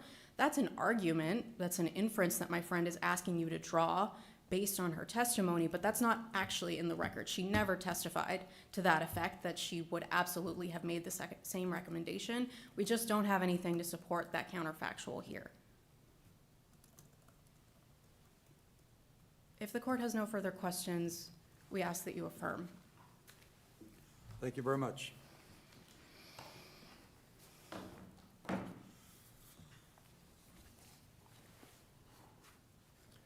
May it please the court, just a few points on rebuttal. I want to pick up where the government left off as far as Ms. Hill's recommendation and whether it would have been the same recommendation previously. I think Ms. Hill's testimony makes clear that she makes this no pornography recommendation for every person with a child pornography conviction. So I think So did the expert in Van Donk. Well, Your Honor, I think it's slightly different. I think the expert in Van Donk, she testified that she generally has a belief that pornography is unhealthy for everyone. And I also think that when my friend was discussing the distinction between initially prohibiting pornography and maybe allowing that sometime in the future, I don't think we have that same thing here. Ms. Hill's testimony about the initial prohibition pertained more to HBO and sort of movies that could contain nudity. I don't think the record ever demonstrates that she would ever allow someone with this conviction to view legal adult pornography. But she did testify that it's more dangerous, I think is how she put it, more dangerous to view for some people than others, and that she would evaluate her patients based on their level of consumption and whether it appears to be addictive and that sort of thing, and regulate based on that, right? So she did draw some distinctions and testify for pages about his particular situation. I think that's correct, Your Honor, but I don't think that the record shows that she's ever allowed someone with this conviction to actually view legal adult. But that's not binding on the district court, right? The district court takes her opinion, and his job, or her job, his job, was to evaluate whether there was record evidence that this particular defendant needed this restriction. It shouldn't really matter to the district court whether, this expert would also say that every other person she's ever seen needs this, right? He's evaluating her testimony about this particular individual. That's correct, Your Honor, but I think the district court here was focused on the recommendation. And if we look at Joint Appendix 190, the court, when it's imposing this condition, the quote is, "The court will impose a second condition that you will not view adult pornography based upon the recommendation of your clinical therapist." All the details set forth in the opinion she's put in this record. So I think that the district court was thinking about this recommendation generally from Ms. Hill. So I think that's our position on the sufficient individualized evidence, is that the district court's finding was based on the recommendation. That's a categorical recommendation. That's what Van Donk and Ellis prohibit, and I think we can look to Well, they footnote. don't prohibit the categorical recommendation for this person. They prohibit a district court imposing it without looking at whether the particular defendant needs it based on the record, right? That's correct, Our Your court Honor. has said you can't assume that this is good for everybody. You have to determine case by case if it's good for this particular individual. That is correct, Your Honor. I think our point is that the district court was basing this condition on the categorical recommendation. I think it's like Van Donk, if the court had looked to that statement about whether pornography is generally That's not unhealthy. what the district court said, though, right? In the transcript, the district court pushed back repeatedly against defense counsel, saying, well, this is sort of a blanket prohibition. And the district court repeatedly pointed to instances in her testimony and then in the documents she's filed that's under seal that related to this particular defendant. Well, I think that's true during her testimony, but I think when the court was imposing the condition, it was focused on that recommendation based on that language on Joint Appendix 190. But, Your Honor, we shouldn't even get to that issue here. We should resolve this on McLeod and the mandate rule concerns, or based on those doctrines. Judge Heitens, just a moment ago, you were asking my friend about sort of the extent of the mandate rule, and there was discussion about the letter and the spirit of the mandate rule. And this court's decisions on the mandate rule make clear that district court should be implementing both the letter and the spirit of the mandate rule. And so here, even if the letter exactly wasn't violated, I think the spirit was still violated when the district court allowed the government this opportunity to call Ms. Hill when the government could have called her before, and then imposed what is a very similar condition to All right, special. I'll give you one last chance, because I really do think this is the part I'm having a fundamental problem with. Why isn't it a really big deal that the only reason we were even here was because your client violated these terms of supervised release? Your Honor, I just don't think that that meets one of those limited exceptions to the mandate rule, which this court has described as sort of like exceptional circumstances. There's no change or like drastic change But that in the law. presupposes the mandate rule applies. I guess I'm saying that because of that difference, I'm not at all sure why the mandate rule applies at all. Well, Your Honor, I think the mandate rule should apply because it's a proceeding still before the lower court after the higher court expressly decided the issue about the pornography ban and the evidence issue. Thank you, Your Honor. Thank you. I'm good. I'm good.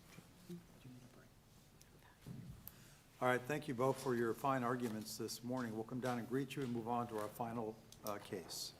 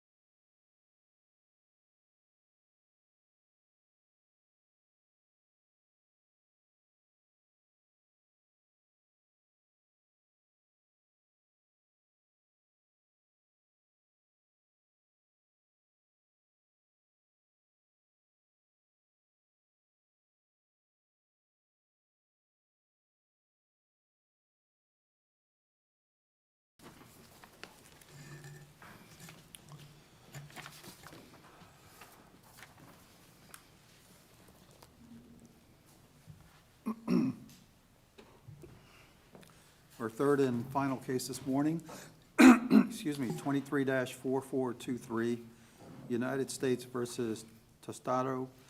Mr. Vetrano.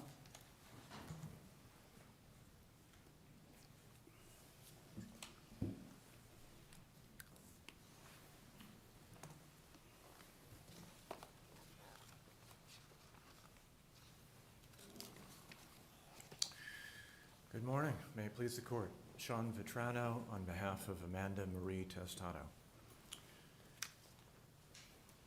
It's now been 5.5 years since this court issued its opinion in Rogers. The district court in this case committed 2 Rogers errors in Ms. Tostado's case. First, the district court imposed a warrantless search condition in the judgment that is substantially broader than the condition she announced at sentencing. Second, the district court failed to properly incorporate the standard conditions in the standing order in the Eastern District of North Carolina. Are you familiar with our recent decision in NG? NG, yes. What's your position on that? The NG is distinguishable. The court in that case, that's a Judge Bennett case out of the District of Maryland, Judge Bennett explicitly incorporated by telling each of the 3 defendants in that case, you are subject to, or the court is imposing, the standard conditions of supervision.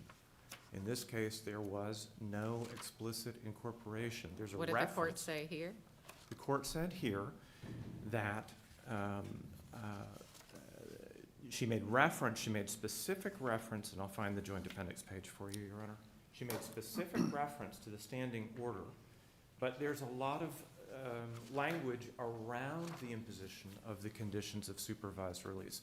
So I can talk either about the warrantless search condition, or I can talk. So how's that different again from NG? That, I mean, there the court mentioned the standard conditions, but then like said some stuff around it, and we said that's not a problem. In NG, the court explicitly adopted the standard conditions that governed in that district, and then the court went on to explain in a summary fashion. So here the court said the next set of conditions are standard conditions. They're adopted in this district in an order that's been of record for a couple of years now.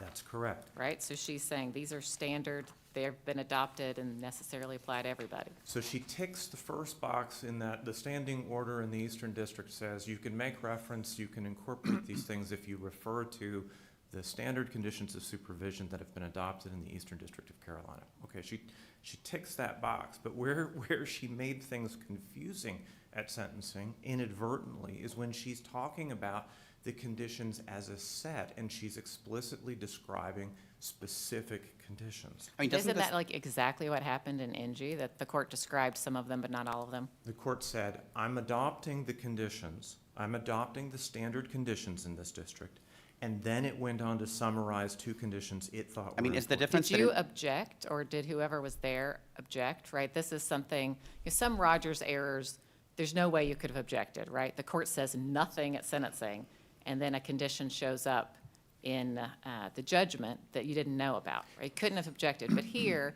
if the argument is, well, this was a little confusing because there are standard conditions that apply to everyone, she said she was applying those, but then she described only some of them, that seems like that would require an objection if anyone's confused in reality. Well, I'm not sure if it does, because there wouldn't have been a reason to object if the defendant was satisfied with the 5 conditions that she pronounced, thinking that, well, she's not adopting all 13 of the conditions in the standing order. So where there's an issue is this judgment now contains all of the language, all of the conditions in the standing order, what she was introducing at sentencing orally is, when you get out of prison, there are a number of conditions that will apply. This is on JA 55. And we'll take them in order. I mean, I noticed, what the district court said here, and perhaps it's not surprising because it's the same district court judge, seems almost verbatim what the district judge said in Bullis that we said was not adequate. Well, and even in NG, the court recognizes there are That was a certain- friendly question. I agree, Judge Heitens. I agree. It's identical to Bullis. Bullis is the case that should govern both of the errors in this case. Can I ask you, so you just made a point about your client or the defense having no incentive to object when the judge explains conditions that are less comprehensive than the ones in the standing order. That makes sense. But what about the issue with respect to the search condition where she suggests a more expansive search condition? Don't you have an obligation at that point to object? I think the search condition that the court imposed orally at sentencing is narrower than the condition that was in the judgment. So she wouldn't have had an opportunity to object until she actually saw the judgment. She was on notice, the government's certainly going to say she's on notice because what's written in the. And just so I understand, the 2 objections to the search condition are your allegation. I'm not saying I agree with this, I'm saying this is your claim, that it's broader in 2 respects. One is it's not, the searches part is not limited to law enforcement it's not limited to the probation officer, but now includes law enforcement. That's difference 1. And then difference 2 is what I would refer to the question of, when is the probation officer allowed to search someone for a reason that isn't suspicion of violation of the law or the supervised release conditions? And when I look at what the district court said orally, it seems like the answer is only for safety reasons. And when I look at the written judgment, it's any lawful authority. Those are the 2 things that you think are different? Well, there are several things that are different. In the brief, those are certainly the 2 things. But those are the 2 main ones you're focused on? Those are the 2 main ones that I highlighted. So the question is, who can search me? And when can someone search me for reasons that aren't suspicion that I'm violating the law? Well, I mean, there are multiple problems. There are multiple what I would call material differences between what the judgment contains and what was orally pronounced. And they relate to all of the conditions of the warrantless searches. Who can search, when can search, when can she be searched, what can be searched, and under what circumstances. And so there are problems all the way through the condition that is imposed in the judgment. So here what she said at sentencing was, you are subject to warrantless searches, but then, of course, the judgment goes on and enumerates a long list of places that can be searched, including any place that she would be occupying, any vehicle that she's riding in. And that, of course, is the subject of cases that are already coming up to this court in other matters. The inclusion of the word any property, house, residence, vehicle, papers, computer, other electronic communication or data storage devices. This court can take judicial notice of its own docket. I mean, that's the issue in Hartman, 24, 44, 31, and Gonzalez. Is it contradictory, though? I mean, we have this, I know our Rogers cases are incredibly clear and easy to follow, but Yeah. we have this doctrine that if the conditions aren't contradictory, a written judgment can clarify an ambiguity, right? Right. And the court didn't say, you're going to have to agree to searches of your person, or she didn't say, like, you can be searched. She said, you're going to have to agree to warrantless searches. You know, you're agreeing to warrantless searches, which doesn't suggest in English that they're only searches of you. It's that you're agreeing to warrantless searches of something. Arguably, that's an ambiguity that is then clarified by the written judgment. So how do we deal with that? That's a huge ambiguity. I think, I mean, there is a line somewhere between clarifying conditions that were orally announced and adding new conditions. And I think that this case falls pretty squarely on the line of adding conditions. Well, And I do have a question about adding new conditions because, I mean, did Ms. Tostado waive her right to be present for the announcement of this condition no, I don't think so. when she agreed in her plea agreement that she would be bound by any warrantless search condition that appeared in the written judgment? No, I don't read the plea agreement to be a waiver of her right to To an oral pronouncement? oral pronouncement or even the right to challenge the discrepancy. Well, maybe it's not a waiver, but is it harmless because she's now contractually bound even if it wasn't pronounced orally? It's not harmless because the error affected her substantial rights. In Rogers and Singletary, the court made absolutely clear that conditions in the judgment that were not announced orally at sentencing are a nullity, they're void. So now she's subject to You may condition- feel like you imposed these, but you didn't actually impose them. You They were didn't never impose actually them. imposed. Right, I mean, Well, you're she looking imposed something, right? This is not a situation where nothing was said and then things showed up in the judgment, right? Correct. So your argument on this has to be, well, she's only subject to the supervised release condition of It's necessary. warrantless searches where there's suspicion you're breaking the law, or if the probation officer, for example, a safety reason, there's no suspicion, and you'll agree to that. Yeah, so That, your argument has to be, that's what binds my client going forward. I think that that's correct, yes. I think that that's correct. Now, of course, on plenary resentencing, the court can do whatever it wants to do. It can modify that condition, strike that condition entirely, or more narrowly tailor it to the circumstances of the case. But yes, the court said to Ms. Tostado, it's necessary for you to submit to warrantless searches, and it described the specific circumstances under which those searches could occur. In the absence of, so it described two reasonable suspicion circumstances, right? If reasonable suspicion she's breaking the law or violating a condition of her supervised release, and in the absence of any suspicion, the court said, for safety issues, if her probation officer needs to search. Well, as Judge Heitens noted, the written judgment, this is, I guess, where the easy Rogers error appears in the judgment, is because now we've got language in the judgment that says that she's subject to these warrantless searches within any of the lawful functions that her probation officer is trying to perform. So it's not a public safety limitation. It's a very broad search exception.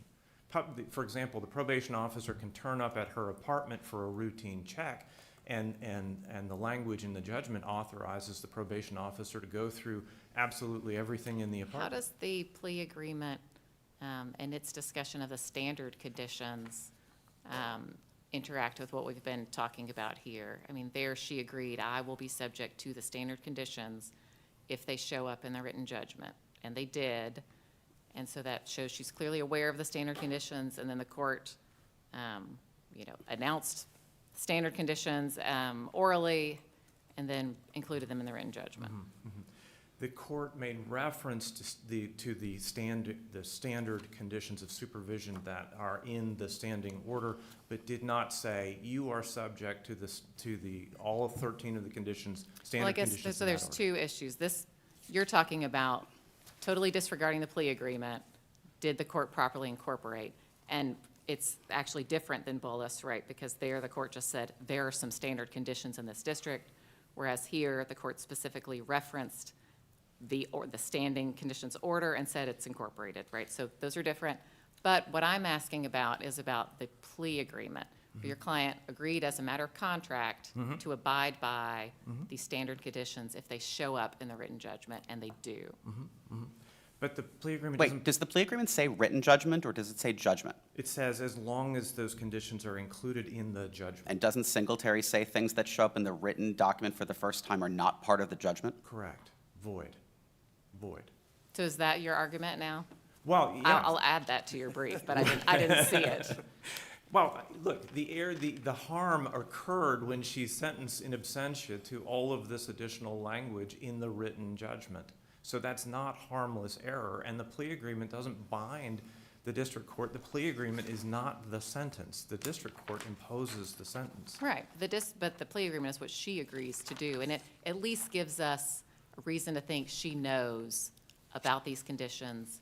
She knows what they are. She knows that she will be subject to them, and if there's any confusion, she should ask about She it. knows from the plea agreement that if the district court incorporates or adopts the conditions in the standing order in its judgment, that she is to be bound by those things.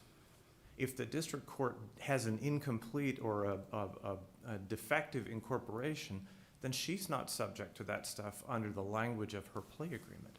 You know, there's a lot, I think, to expect of a defendant, although there is a lawyer there, which is why I asked you about counsel's obligations early on with respect to piping up. And I had the order of the search conditions reversed, and you made the good point that the more severe condition didn't pop up until later.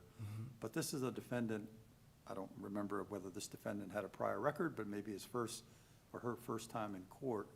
And she's hearing a judge explaining conditions of supervision, and to the extent, if she's paying attention, she's hearing the judge announce conditions that are different from what she may have signed on to in a pretrial agreement, if she ever remembered that. It seems to me that we should hold judges accountable for these deviations, because a defendant is most likely to rely on the judge to accurately explain what it is that he or she is agreeing to. Well, I think this court has made it very easy for judges to do what they need to do at sentencing. You know, the court has said, you don't even have to read all of the conditions that you're about to impose. You can incorporate this stuff by reference. You just have to do it explicitly. I think the word explicitly is important But in that's Rogers. exactly what you're trying to ding the district court for here, is she incorporated the standard conditions by reference and didn't read them all. And you're saying, well, she read some of them, not all of them. That is a gotcha. We have to send it back. I see I'm out of time. But Please would you like me answer. to respond? I'm not trying to ding the district court for not reading all of the conditions. What my argument is on it is that she created an ambiguity by saying, Ms. Tostado, the next set of conditions that I'm about to impose on you are standard conditions that we've adopted in this district by an order that's been of record for some time now. And then she goes and she enumerates only 5 of them. And then at the end of the proceedings, she summarizes essentially, and she says, you know, I think that's it. So I don't think I think that what she has inadvertently done in this case is muddied the waters, and she's created confusion in the defendant's mind about what is the sentence. And that's exactly what Bullis recognizes. And she was represented by counsel, right? Ms. Tostado? Yes. Yes, she was represented by counsel. You know, I suppose if we agree with you with respect to the search condition, right, that clearly is a Rogers violation just because of the strict, you know, inconsistency between those, this other issue really doesn't matter because this case is going to go back for resentencing anyway. It will, but hopefully the court's opinion will sort of remind the district court that. Well, we might remind her, but I don't know that we need to ding her, as my colleague Right. suggested. Right. Agreed. All right. Thank you.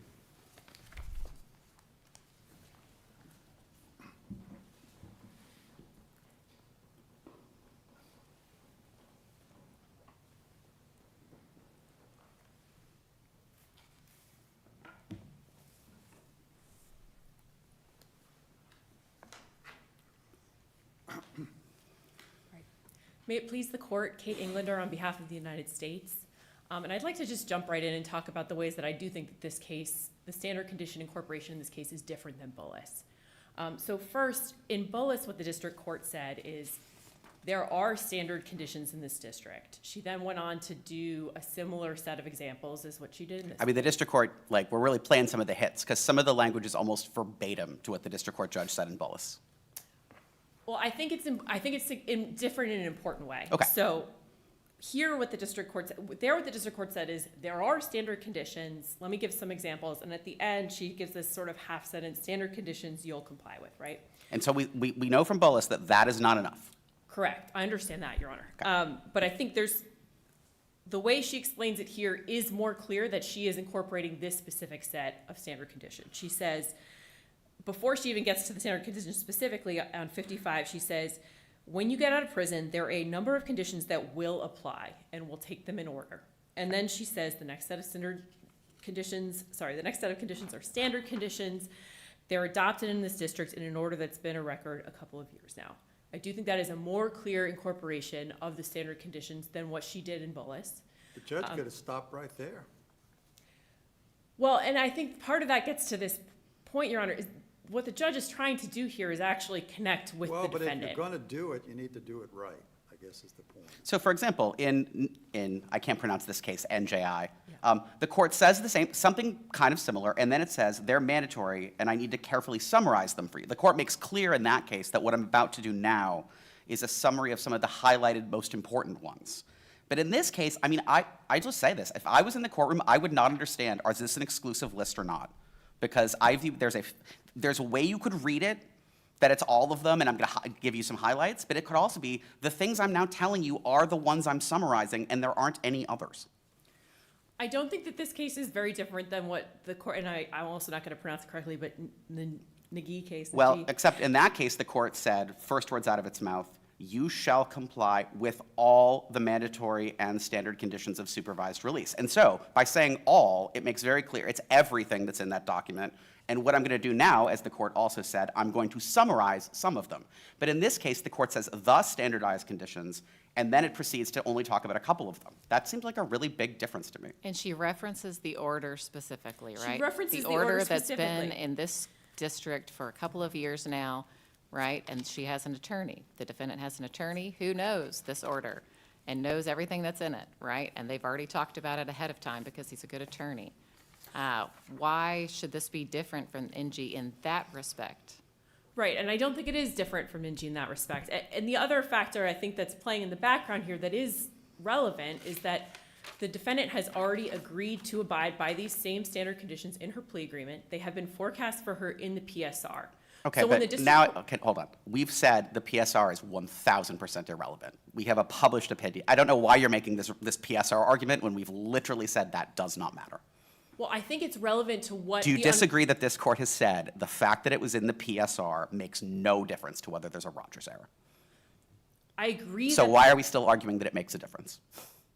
I agree that the fact that it's in the PSR alone is not enough to have it be incorporated under Rogers. But I do think it's relevant to what the understanding of the parties in the courtroom was as they're discussing the standard conditions. Everyone is reading off the same sheet of music here. There's a PSR that includes all 13 of these conditions.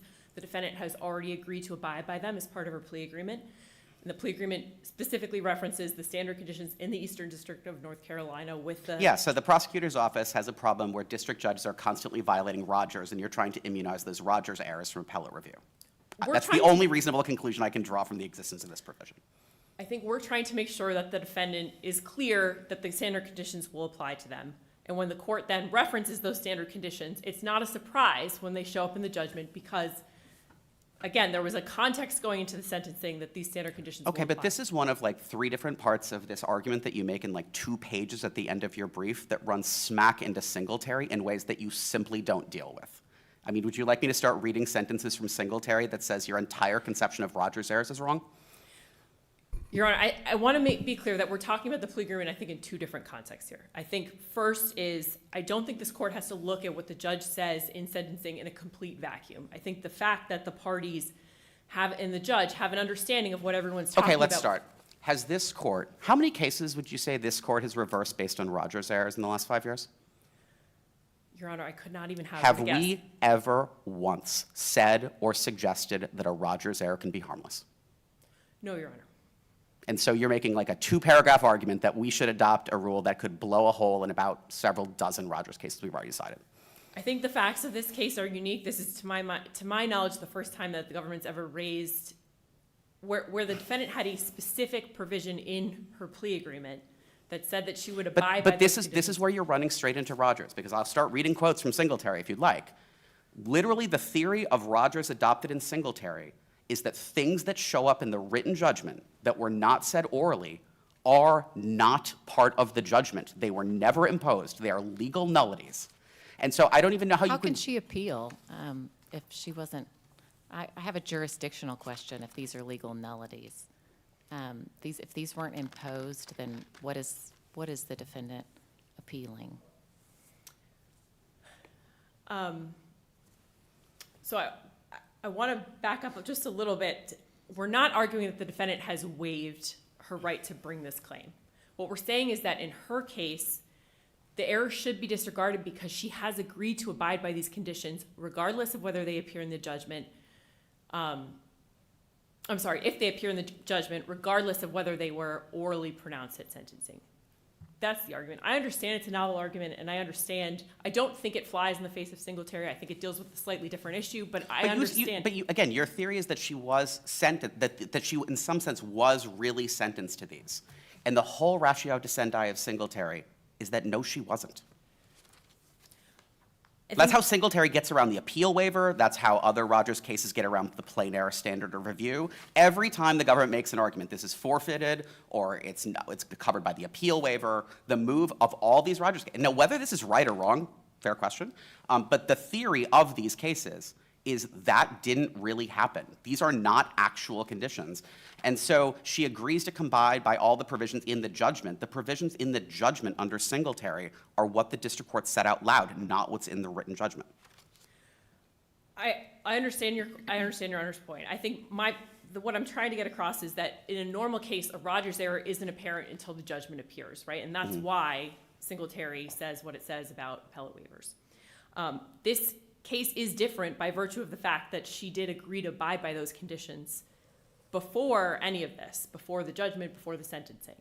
I understand that it's a novel argument, but I do think regardless of the court's view of the position, our position on harmlessness, the fact that it was in the PSR, and I understand that being in the PSR alone is not enough, but the fact that it's in the PSR, the fact that it is in the plea agreement, means that when the court is talking to the defendant about her conditions, everyone is reading off the same sheet of music. Everyone is operating under the understanding Well, that apparently these are. except for the judge, who's reading a different sheet of music. I think the judge, frankly, I think the judge here is trying very hard to connect with the defendant. I think district judges are often. No, and I have great respect for Judge Flanagan. I'm not criticizing her, but on the other hand, I think it's a little unfair for, and I'm not suggesting that you're doing this, that suggests that somehow this is hard. I mean, it's just not to follow. What's hard is actually arriving at a sentence in a case involving another human being sitting across from you. That's hard. But the actual mechanics of getting to that result, that's not hard. Just follow the script. I think the judge is often in the position of, this is the last time, hopefully this is the last time I will ever see this defendant. But if I see them again, it's going to be in the context in which they have violated a condition of supervised release. So let me try to get across to them what I think is really important that they need to understand. Yeah, And I and one think- thing that's really important that we've already given an enormous amount of leeway by letting district courts adopt conditions by reference. I mean, what Rogers says, what you're really supposed to do when you're telling another human being how their liberty is going to be restricted going forward is that you're supposed to tell them exactly how their liberty is going to be restricted going forward. Like, the best version would be to look the defendant in the eye and literally tell him every condition of supervised release. But that, maybe especially there's these standard conditions. So what our Rogers cases say, look, if you have a set of standard conditions, you can just say that, which is itself already a departure and concession from you should look the defendant in the eye and tell them all the ways that his liberty is going to be restricted. But then if you're going to do that, it's really not that hard to say, you will follow all the standard conditions imposed in this district. Let me summarize the ones that tend to bring people, but like, you need to make really clear if you're just gonna highlight the highlights, that what we're doing is highlighting the highlights, not listing all of them. It doesn't seem like it's that hard. Your Honor, and I do think that there is an importance to incorporation. I think specifically, I would look, this court referenced the Diggles case, which is a Fifth Circuit case in Rogers extensively. And one of the things Diggles said is, it's actually not that effective to have a judge sort of robotically read a list of conditions to somebody. That has all the effect of, the pharmaceutical ads, the laundry list at the end of the pharmaceutical ads, in terms of just going right over the defendant's head. I think what the district court did here, what I think she did here, is she said, these are the conditions that will apply. Here's what I tell defendants about these conditions, and then she goes on to explain it. Okay, Would it have been more clear if she had just said, I impose the standard conditions of supervised release in the Eastern District of North Carolina under 21 SO5? That would look better on a cold record. But I don't think it would give the defendant a better understanding of what the defendant was supposed to comply with than what this district court did here. Okay, so let's talk about the other conditions, because as the chief pointed out, if we think that the search condition's invalid, none of this really matters. I genuinely, in the government's view, when is the probation officer allowed to search this person for reasons that don't involve a reasonable suspicion of violating the law? Because I read the oral pronouncement as saying one thing and the written judgment is saying something way broader. So I think in the lawful discharge of the officer's supervision, Which is way broader than officer safety. Well, I do think the district court was clear that the safety was she said, for example. So Okay. what she's saying is there are circumstances under which the probation officer may also search you. Yeah, reasonable Safety- suspicion, I'll read exactly what the district court says. Reasonable suspicion to think that you're breaking the law, so that's a committing a crime, or violating supervised release, which is and this is verbatim what the district court judge says. Or if the probation officer, sometimes for safety reasons, no suspicion, but safety issues, and they have to conduct a search, and you'll agree to that. I think there was a for example that was left There's out. a Right, for example in sorry, there. I meant to read the for examples. But the court identifies no other examples. That's the only example that's given, right? Right, and then what Rogers says is that the written judgment can clarify any vagueness in the oral pronouncement, which is what the district court did in the judgment. And again, I do think it's important context. I know that having it in the PSR alone is certainly not enough, but I think it's important context that it is in the PSR. The defendant says that she has read the condition in the PSR. She says that she has read the PSR. But we're still fighting the legal nullities point. You're still suggesting that the real conditions are the ones in the written judgment, and Singletary says the real conditions are what the district court said out loud at the hearing. What I'm saying is the district court said, I'm going to impose a warrantless search condition. She explained some things about that condition, but that the judgment clarified exactly what the contours of that were, and that is permissible under Rogers. But I think the point that I'm making is really that when the defendant says she was surprised to learn that she was subject to it in these places or at these times, that's not consistent with the record, because that condition, exactly as it appears in her judgment, did appear in the PSR, which she did say she read. And again, she is, being advised by counsel. So that goes, I think, to the point that I don't think she's not surprised. But that assumes that the only purpose of the Rogers rule is notice to the defendant, and I don't know where that comes from. It's not, Your Honor. There are three purposes to the Rogers rule under Rogers, right? There's the right to be present when you're sentenced. Which can't be fixed by giving you notice ahead of time. Absolutely. Notice and opportunity to object being the second, and then the third being ensuring an individualized assessment, both for the purpose of the appeal record and also just that the judge is making an individualized assessment. And I think if you look at this case, each one of those purposes was satisfied at sentencing. The defendant was advised that she would be subject to a warrantless search condition. No, because she wasn't actually, in your view, she was sentenced to conditions that she was not present when they were announced. I think she was present when she was, the judge said, you're going to be subject to a warrantless search condition. Right. She explained some about the contours of that. And then the full extent of that is clarified in the written judgment, which Rogers says is okay. She's not surprised. There's no additional condition embedded in that warrantless search. Like in the Mathis case, right, there's a warrantless search condition that then includes a requirement that the defendant has to advise anyone the defendant is living with that they are also going to be subject to this search.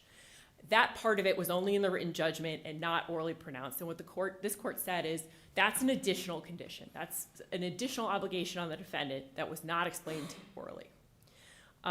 Here, that's not the situation. The situation is the judge says warrantless search. She explains some about it. It would have been more clear if it had been read, but she didn't. But then what appears is just a clarification on that vague. It's just oral weird to say pronouncement. that you can, quote, clarify by adding a whole category of stuff you never mentioned. I mean, clarification to me is you say a word, that word is sort of ambiguous, it's not really clear what that word means. But here, again, if the question the defendant faces is, when can the probation officer search me for reasons that don't involve suspicion of breaking the law?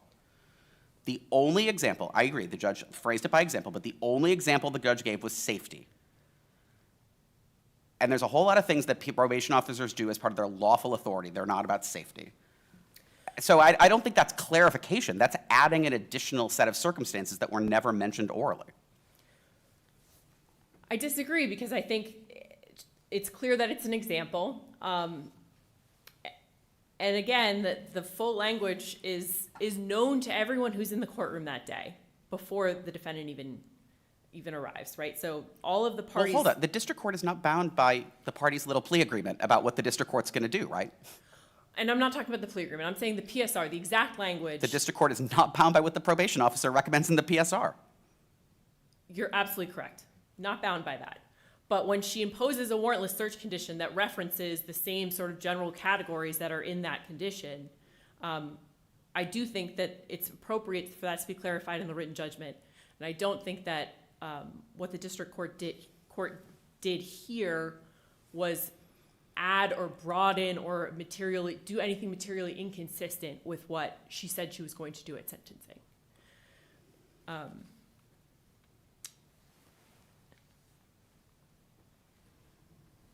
And Your Honors, I don't believe I have any, unless there are any more questions, I'll take my seat. Thank you very much. We'd ask this court to affirm. Thank you.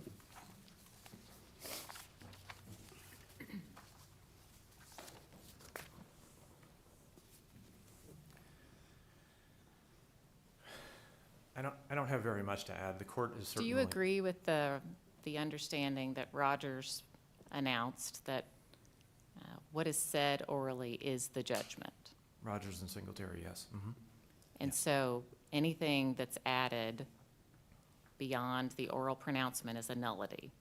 Anything that's added that is a material deviation. There are some things that the court will add or clarify or explain that are not material, and those are not going to give rise to a Rogers error. The court has granted leeway for that. So Ms. Tostado has not been sentenced to the things that are in the written judgment? She's not been sentenced to the conditions in the judgment that were not orally announced or properly incorporated. Right, at her those are sentencing hearing. nullities. She's only been sentenced to the conditions that were announced in court. Yes. How has she been injured by the nullities that she's not sentenced to? She's been injured because the court entered a written judgment. But they don't actually apply to her, right? She's been sentenced to what was announced in court. How does what was announced in court injure her? What's the argument that she needs to be resentenced because what was announced in court is injuring her? Well, what And she was- needs relief from those conditions. She's not objecting to, she's not contesting what was announced in court. What she's contesting is what was I guess that subsequently- just leaves me wondering why we're here. You know, Rogers doesn't address this, and our court has never addressed this, I don't think, but the nullities premise, which you're correct, is the basis for this case law, leaves us with sort of a non-injured appellant, right? They're appealing from something that didn't happen to them and can't hurt them and doesn't apply to them and appears to cause them no injury because they were never actually sentenced to it. Well, but it does cause her injury when a probation officer acting in reliance on the written judgment goes to. Well, we have her- years of case law now. If they try to revoke her supervision based on that, the answer is clear in district court. You know, Your Honor, she was never sentenced to this, right? It's a nullity.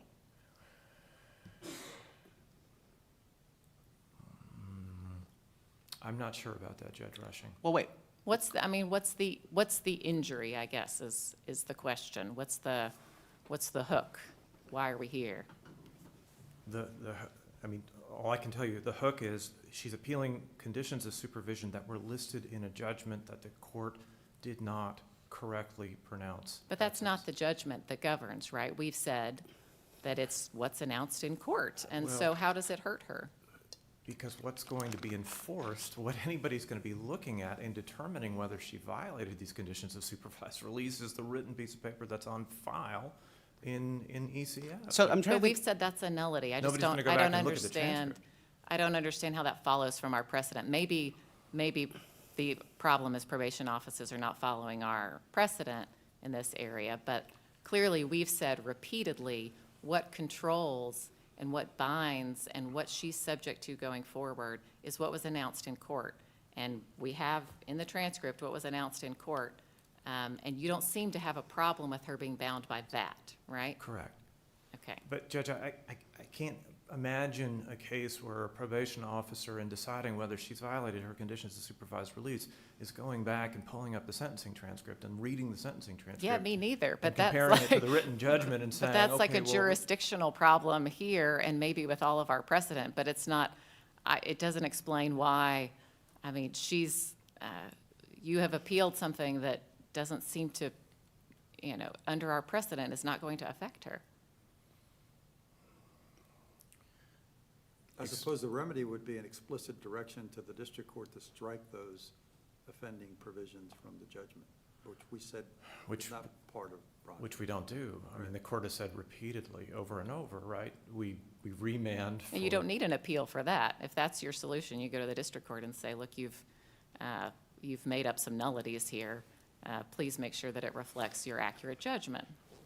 Yeah, and by the way, probation officers, now you can't rely on this written. Sure. This written judgment, you've got to go back and Right. obtain a transcript. how is whether it not an injury in fact that you have an order from the district court that purports to impose legal obligations on you that you think are legally invalid? Oh, I agree, Judge Heidens, I agree. That is an injury. But we agree that's not what binds her. That's not the judgment. We agree that she's bound by the judgment, the written judgment, to the extent that it's consistent with the orally announced conditions. Okay. Thanks. We'd ask the court to vacate the sentence and remand for resentencing. Thank you, Mr. Vetrano. I noticed that you are court appointed. I want to thank you for taking on this assignment, which you've handled quite ably in the face of some really difficult questions and some uncertainty in our cases. And I want to thank Ms. Englander, too, for her fine advocacy here this morning. We'll come down and greet you and adjourn for the day.